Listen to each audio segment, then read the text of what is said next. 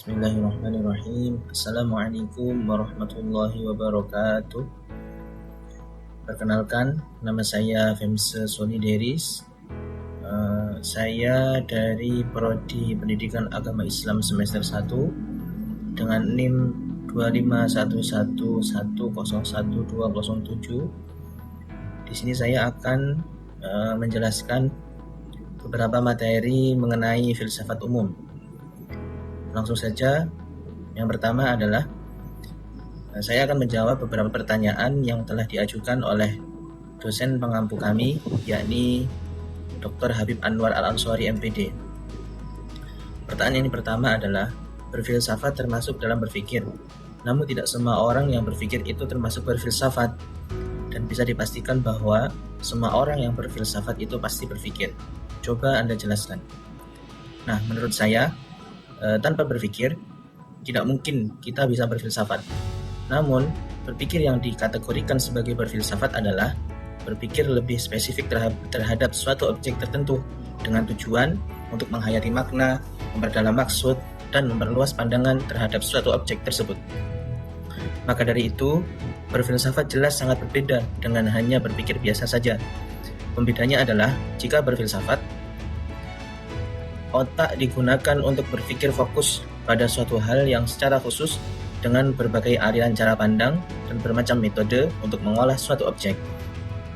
Sedangkan berpikir saja dapat diartikan sebagai aktivitas yang bersifat umum dan tidak diperlukan suatu metode untuk menjalankannya. Kemudian pertanyaan yang kedua adalah, coba jelaskan pengertian filsafat, objek filsafat, cabang-cabang filsafat, kedudukan ilmu, serta keistimewaan filsafat. Yang pertama, filsafat. Filsafat adalah aktivitas berpikir secara sistematis, universal, dan terfokus untuk menemukan hakikat atau esensi dan kebenaran mendasar tentang segala sesuatu yang ada. Kemudian, objek filsafat. Objek filsafat adalah segala hal yang dapat dijadikan sebagai target pemikiran untuk dikupas secara mendalam guna memahami hakikat, nilai, maupun esensi dari suatu hal tersebut. Kemudian yang ketiga adalah cabang-cabang filsafat. Cabang-cabang filsafat adalah beberapa substansi penyelidikan yang bersifat fundamental, yang mana hal tersebut membahas perkara mendasar mengenai eksistensi, pengetahuan, penalaran, dan nilai. Kemudian kedudukan ilmu.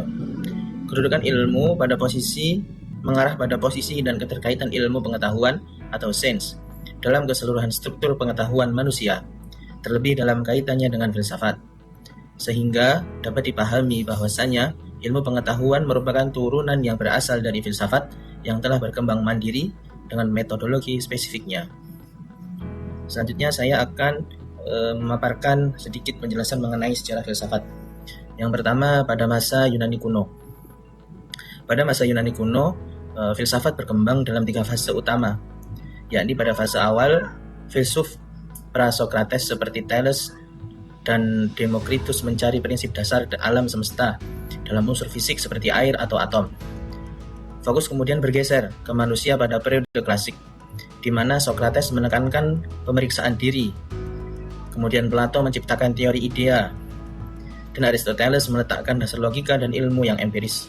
Kemudian periode terakhir, yakni di mana periode dinamakan sebagai periode Helenistik. Aliran seperti Stoicisme dan Epikureanisme menjadi pedoman hidup praktis untuk mencapai ketenangan jiwa di tengah ketidakpastian. Seluruh perkembangan ini menandai transisi dari mitos ke akal budi, mewariskan fondasi logika, etika, dan metode berpikir kritis bagi peradaban barat. Adapun tokoh pada masa ini, yakni ada yang pertama Thales. Di sini saya tidak menyebutkan semuanya, tapi saya hanya akan menyebutkan beberapa saja. Yakni yang pertama ada Thales. Beliau mempunyai pemikiran bahwasanya air adalah prinsip dasar dari segala sesuatu. Kemudian ada Sokrates. Beliau berpandangan bahwasanya beliau memaparkan, kenalilah dirimu sendiri dan kehidupan yang tidak teruji tidak layak dijalani. Yang mana hal ini adalah wujud dari kebijaksanaan sejati, berupa menyadari ketidaktahuan diri sendiri. Artinya, menurut Sokrates itu diperlukan yang namanya introspeksi diri untuk memahami karakter dan kebiasaan dari diri seseorang. Kemudian yang ketiga ada Piero dari Elis. Beliau berpendapat skeptisisme radikal. Menurut beliau, indera dan akal bisa salah. Kita harus menangguhkan penilaian tentang kebenaran. Dengan tidak memastikan apa-apa dari sana, kita akan mencapai ketenangan jiwa. Oke, selanjutnya saya akan menjelaskan sejarah filsafat pada masa skolastik. Pada masa skolastik, yakni pada abad ke-9 sampai 14 Masehi, yang mana era filsafat Eropa yang berusaha mendamaikan akal filsafat dan iman yang dianut oleh agama Samawi, titik puncaknya dicapai oleh Thomas Aquinas yang menyintesis logika Aristoteles dengan doktrin Kristen. Beliau berargumen bahwa keduanya berasal dari kebenaran ilahi yang sama. Namun, sintesis ini dikritik oleh William dari Occam, yang mana William berpendapat bahwa akal dan iman harus dipisah, dan bahwa hanya hal-hal individual yang nyata. Maksudnya adalah, menurut William, akal dan iman itu harus dipisah. Begitu. Pemisahan ini justru mengakhiri proyek skolastik sekaligus membuka jalan bagi akal budi yang otonom, yang menjadi fondasi bagi ilmu pengetahuan modern.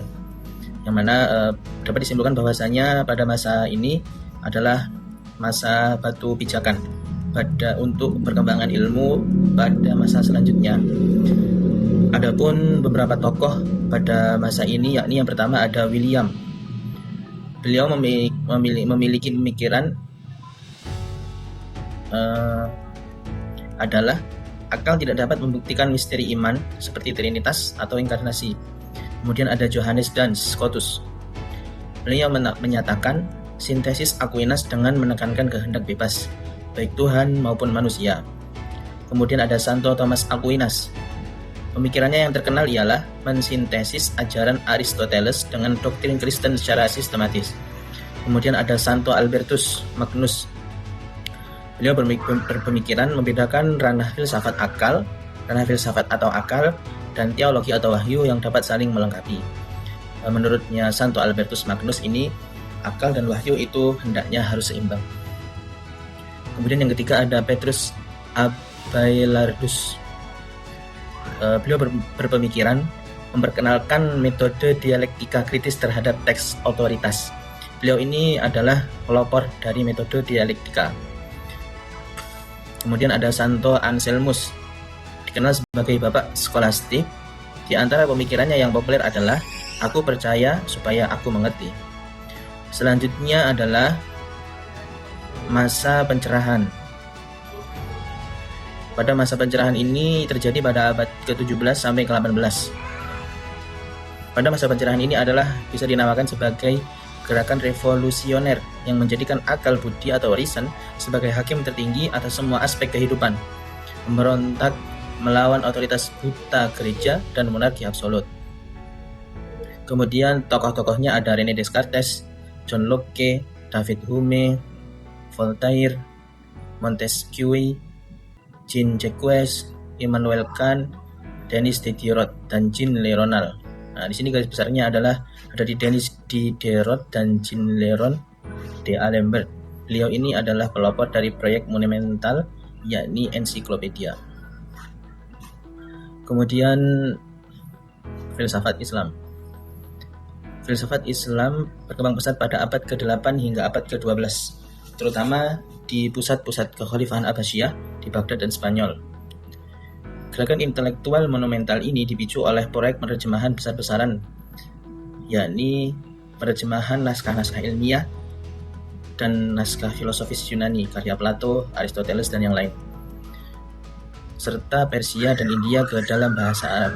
Jadi pada masa ini itu dipelopori dan gencar-gencarnya ilmuwan muslim menerjemahkan bahasa asing ke bahasa Arab.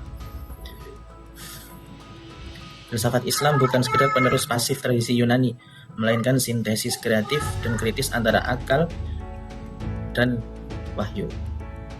Adapun beberapa tokohnya, yakni ada Al-Kindi, Al-Farabi, Ibnu Sina, Al-Ghazali, dan Ibnu Rushd. Sekian sedikit pemaparan dari saya, kurang lebihnya saya mohon maaf. Sekian dari saya. Assalamualaikum warahmatullahi wabarakatuh.